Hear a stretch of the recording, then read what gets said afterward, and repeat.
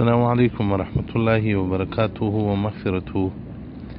یو محترم پوښتنه کړې ده چې په موبایل باندې او یا په دغه نوي ټکنالوژي باندې تصویران اخیستل دا تصویران دي که نه دي؟ محترمه د رسول الله صلی الله علیه و آله و صحبه وسلم څخه روایت دی. روایت د بیبي عایشې صدیقې رضی الله عنها څخه نقل شوی دی. دا مبارکه وایي چې اشد الناس عذابا یوم القیامه، چې رسول الله صلی الله علیه وسلم مبارک فرمایلی دي چې هغه سخت په عذابو کې به په ورځ قیامت هغه څوک وي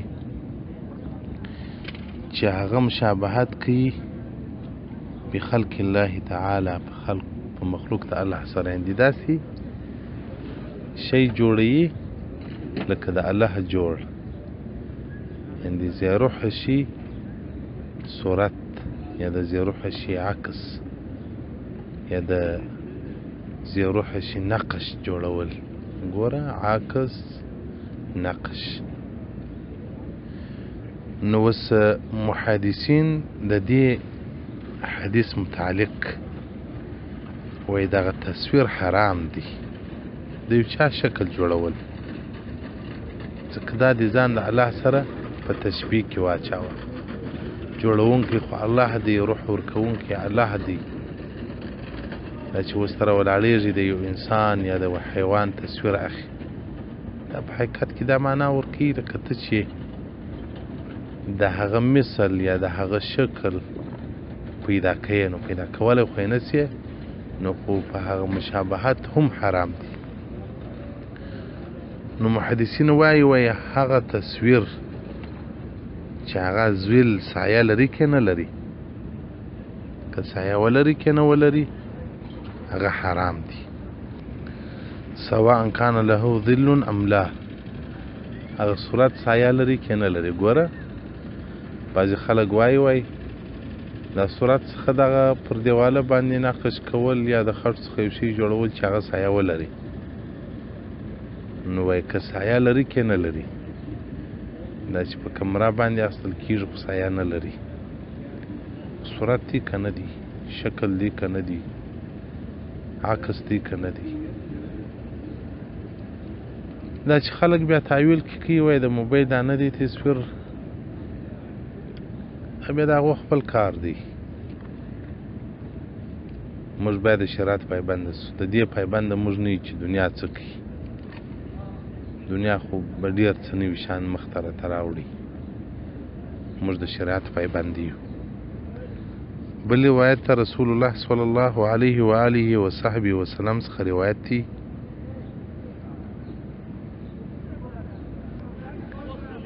چې رسول الله صلی الله علیه وسلم مبارک فرمایلی دي، ابو هريره ته مبارک وایي چې ما د رسول الله صلی الله علیه وسلم مبارک څخه اورېدلی دي، نو هغه به ویل من اظلم ممن ذهب، څوک به تر هغه چا غټ ظالم چې هغه د الله پر چم باندې مخلوق پیدا کوي، یعنې د تصویر د یو شي جوړوي. دا تصویر د یو شي جوړول دا د الله په تخلیق کې ځان ورګډول دي. البته ضرورت پر بنیاد چې په هغه کې مخکې بحث کړی و چې جواز دی. په تصویر کې اصل علت دا نه دی چې سایه لري یا نه لري، یا پر دیواله باندې مجسمه ده یا پلانکی دی. اصل په تصویر کې مشابهت د الله جل جلاله په پیدا کولو کې دی. که څوک تصویران اخلي دا داسې مثال لري، وایي لکه زه چې لکه الله چې یو شی جوړونکی دی، د زیروح شي زه هم داسې یاده د زیروح شي تصویر مې واخلي، عین هغه شی دی چې حرکت نه کوي.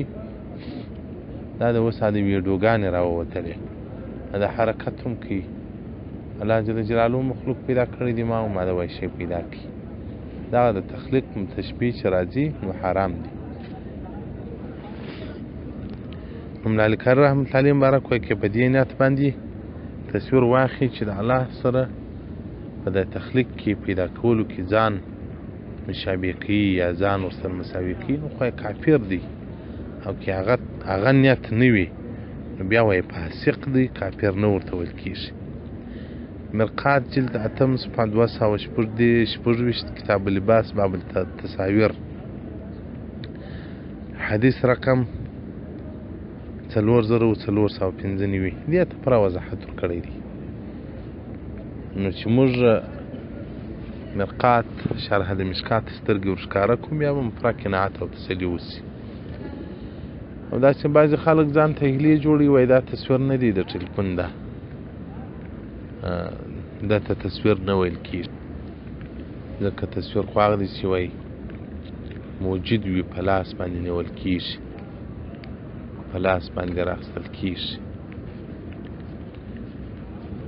نو الله دې رحم وکړي موږ اوس حرامو ته هیلې جوړوو که اخته یو بیا د تأویلات ورکوو هغه عمل مؤولوو تأویل کې کوو. رسول الله صلی الله علیه وسلم بارک وایي پرېږده هغه څه چې په شک کې دي اچوي. امت مسلمه پر دې باندې اتفاق ده ما سوا له هغه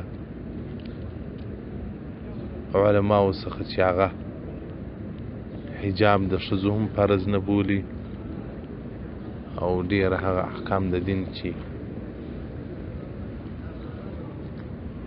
اتفاق د امت ور باندې راغلی دی د هغو څخه انکار کوي. نو تصویران دا یو فتنس و زموږ په جامعه کې د علماو په مجالسو په جلسو کې مسل کېږي. ګناه چې عامه سي بله بلوا ده عادي وګرځېږي په خلکو کې لا بأس سي پروا نه لري بیا وایي. نو الله دې رحم وکړي هر څوک په خپل قبر ته ورځي خپل قبر کې به حساب ورکوي نو کې اخي که نه اخي دا هغو خپل اختیار دی. والسلام علیکم ورحمة الله وبرکاته.